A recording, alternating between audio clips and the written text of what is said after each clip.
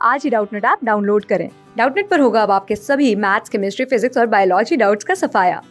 बस अपने क्वेश्चन की फोटो खींचो, उसे क्रॉप करो और तुरंत वीडियो सोल्यूशन पाओ। Download now.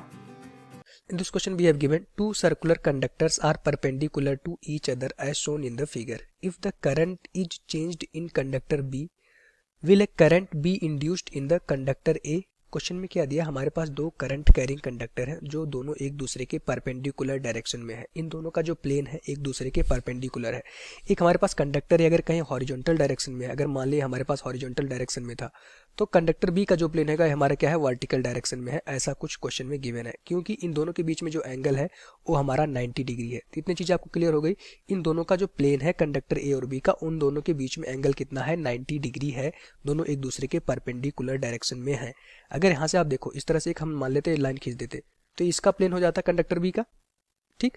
अगर कंडक्टर ए का आप लाइन खींचते तो ये कंडक्टर ए का प्लेन बताता। तो यहाँ से देख पा रहे हैं कंडक्टर ए का प्लेन हमारा मान लेते हैं एक्स एक्सिस में है, तो कंडक्टर बी का प्लेन हमारा वाई एक्सिस में है। दोनों के बीच में एंगल कितना है, 90 डिग्री है, ठीक। अब यहाँ से शायद क्लियर हो गया होगा। अब क्वेश्चन में कह रहा है कि अगर कंडक्टर बी में करंट आई मान लेते फ्लो कर रही थी, उसकी डायरेक्शन इस तरफ है, अगर एक करंट को आप चेंज करेंगे तो क्या कंडक्टर बी में इंड्यूस्ड करंट प्रोड्यूस्ड होगा या नहीं? तो इसका आंसर हो जाएगा नहीं। क्यों? क्योंकि यहाँ पे हम देख पा रहे हैं कि दोनों कंडक्टर एक दूसरे के परपेंडिकुलर डायरेक्शन में है, तो इस वजह से कोई भी इंड्यूस्ड करंट कंडक्टर ए में प्रोड्यूस्ड नहीं होगा। अब यहाँ से इसको समझते हैं एक्चुअली हुआ क्या होगा। अब हमें पता है अगर कोई करंट कैरिंग कंडक्टर है तो उससे मैग्नेटिक फील्ड प्रोड्यूस्ड होगा। अगर यहाँ पे कहें करंट कैरिंग कंडक्टर कौन सा था, बी था, ठीक। अब यहाँ पे मैग्नेटिक फील्ड प्रोड्यूस्ड होगा क्योंकि इसमें करंट आई फ्लो कर रही है। अब मैग्नेटिक फील्ड की डायरेक्शन आपको दिखानी होगी। मैग्नेटिक फील्ड की डायरेक्शन क्या दिखाते हैं, अगर हमारे पास कोई इस तरह से कॉइल है जिसमें करंट फ्लो कर रही है तो मैग्नेटिक फील्ड की डायरेक्शन दिखाने के लिए राइट हैंड थंब का यूज करते हैं, ठीक। क्या होता है, जिधर हमारी करंट फ्लो करती है लूप में उधर अपने राइट हैंड के फिंगर्स को हम कर्ल करते हैं तो थंब हमें मैग्नेटिक फील्ड की डायरेक्शन देता है। अब अगर ये देखें वर्टिकली था और करंट इसमें इस तरह से फ्लो कर रही होगी, अगर आप देखेंगे तो एंटी क्लॉकवाइज डायरेक्शन में करंट फ्लो कर रही है। तो एंटी क्लॉकवाइज डायरेक्शन में वर्टिकली अपने राइट हैंड को करके आप घुमाओगे तो थंब हमारा कुछ राइट डायरेक्शन में आएगा और इट मीन्स कि जो यहाँ पे मैग्नेटिक फील्ड निकलेगी इस तरह से मैग्नेटिक फील्ड की डायरेक्शन होगी, ठीक। इस करंट कैरिंग कंडक्टर बी की वजह से जो मैग्नेटिक फील्ड की डायरेक्शन होगी इस तरह से होगी। इट मीन्स कि जो ये मैग्नेटिक फील्ड होगा इस जो हमारे पास कंडक्टर ए है कि उसके पैरेलल हो जाएगा, ठीक। तो यहाँ से आप देख पा रहे हैं कि कंडक्टर ए से कोई भी मैग्नेटिक फील्ड पास नहीं कर रही है। अगर इस कंडक्टर ए से कोई भी मैग्नेटिक फील्ड पास नहीं करेगी इट मीन्स कि इस कंडक्टर ए में फ्लक्स हमारा हो जाएगा जीरो। फ्लक्स हमारा जीरो हो गया। क्यों जीरो हुआ होगा, अभी हम देखें अगर फार्मूला देखें फ्लक्स का तो फाई इक्वल्स टू क्या होता है हमारे पास, फाई इक्वल्स टू होता है हमारे पास बी डॉट ए। अगर ये डॉट हटाओगे तो फाई इक्वल्स टू हो जाता है हमारे पास बी ए कॉस थीटा। थीटा क्या होता है, एरिया वेक्टर होता है और मैग्नेटिक फील्ड के बीच का एंगल। अब यहाँ से देख पा रहे हैं कि हम अभी इंडक्टर ए की बात कर रहे हैं, जो कंडक्टर ए है इसमें अगर देखें हमें फ्लक्स फाई की वैल्यू फाइंड आउट करनी थी तो हम आप कहोगे कि इसका जो एरिया वेक्टर होगा वो परपेंडिकुलर इस डायरेक्शन में आएगा। किसी भी सरफेस का एरिया वेक्टर क्या होता है, उसके प्लेन के परपेंडिकुलर। तो यहाँ से हम देखा ये हमारा एरिया वेक्टर आ गया कंडक्टर ए का, ठीक। अब यहाँ से आप देखो कि जो एरिया वेक्टर है मैग्नेटिक फील्ड के तो परपेंडिकुलर है ना, क्योंकि जो कंडक्टर बी की वजह से जो भी मैग्नेटिक फील्ड आया था वो मैग्नेटिक फील्ड कंडक्टर ए के प्लेन में था। इट मीन्स कि दोनों के बीच में एंगल हो गया 90 डिग्री। अगर एंगल 90 डिग्री हो गया तो फ्लक्स हमारा हो गया जीरो। तो कंडक्टर ए में कोई भी फ्लक्स नहीं होगा क्योंकि कॉस 90 हो जाएगा हमारे पास 0 डिग्री।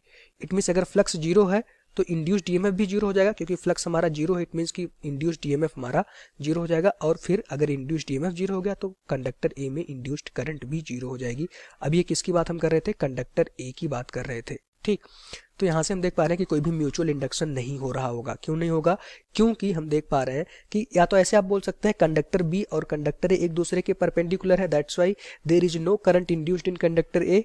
या फिर उसका जो मेन रीजन है यहाँ से आप देख सकते हैं कि कंडक्टर बी की वजह से जो भी मैग्नेटिक फील्ड निकला होगा वो कंडक्टर ए के पैरेलल है। इट मीन्स कि मैग्नेटिक फील्ड और कंडक्टर ए का जो एरिया वेक्टर होगा उसके बीच में एंगल कितना हो जाएगा, 90 डिग्री। ये फार्मूले में रखेंगे तो आपको दिखेगा फ्लक्स जीरो हो गया। अगर फ्लक्स जीरो हो गया तो फ्लक्स कांस्टेंट हो गया। इट मीन्स कि हमारे पास इंड्यूस्ड ईएमएफ जीरो हो गया और इंड्यूस्ड करंट भी जीरो हो जाएगी। तो हमसे क्या पूछा गया था, what will be the induced current in the conductor A. तो induced current in the conductor A क्या हो जाएगा हमारे पास जीरो। क्यों, क्योंकि आप देख पा रहे हैं कि कंडक्टर ए से कोई मैग्नेटिक फील्ड पास ही नहीं कर रहा है।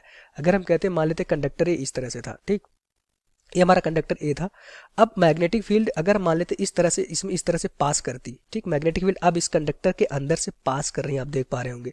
ये मैग्नेटिक फील्ड की डायरेक्शन अगर इस तरफ होती तो हम कहते इसमें फ्लक्स निकलता। अगर आप एक करंट को चेंज करते तो फ्लक्स हमारा चेंज हो जाता और वहां पे इंड्यूस्ड करंट प्रोड्यूस्ड होता। जब ये केस होता जब इस कंडक्टर ए से मैग्नेटिक फील्ड ऑफ लाइन पास करती।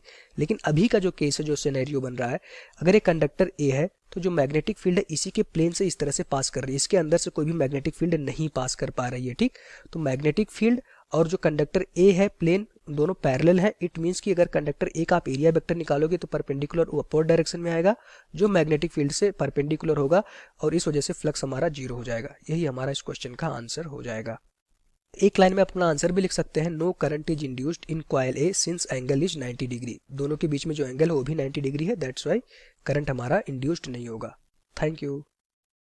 क्लास 6 से 12 से लेके नीट, IIT, JEE मेंस और एडवांस के लेवल तक 10 मिलियन से ज़्यादा स्टूडेंट्स का भरोसा। आज ही डाउनलोड करें डाउटनेट ऐप या व्हाट्सएप कीजिए अपने डाउट्स 8400 400 400 पर।